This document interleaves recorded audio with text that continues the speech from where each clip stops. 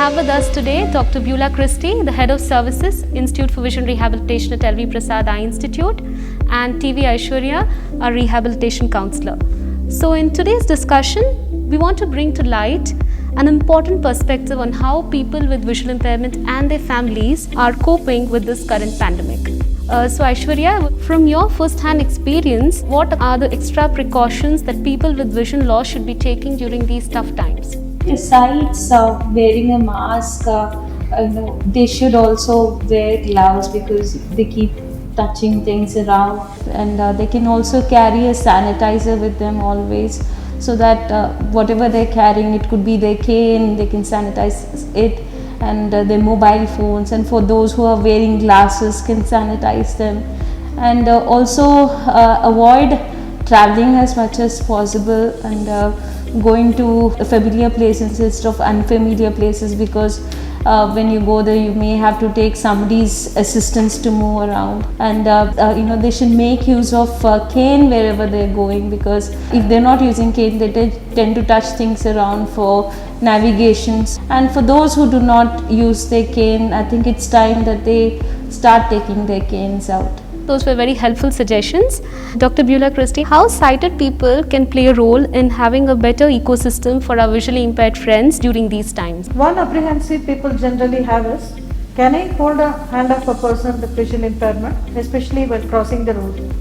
Certainly that is not encouraged at this point of time, but what we can always do, either walk parallelly with them or just walk in front of them and then try to control the traffic.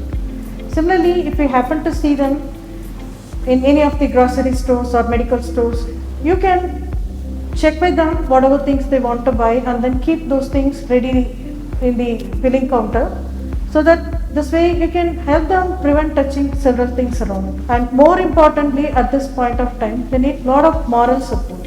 So please stay connected with them, give them that support, that is most important. So yeah, more practical suggestions coming in. Aishwarya, how do you think that the people with visual impairment can leverage the use of technology right now to cope better?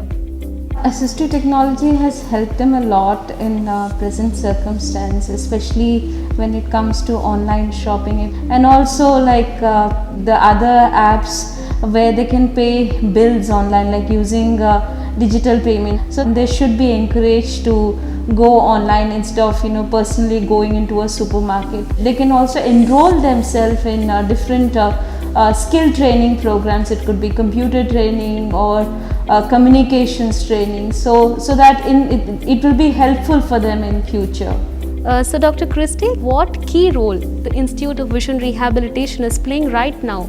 Through tele-rehabilitation, we are able to provide almost all services that we were providing pre-pandemic, right from providing therapeutic intervention for children with multiple disabilities and developmental delays, and the computer training, employment, counseling, and a lot of personality classes. Similarly, we are also able to conduct a lot of informative sessions for the parents.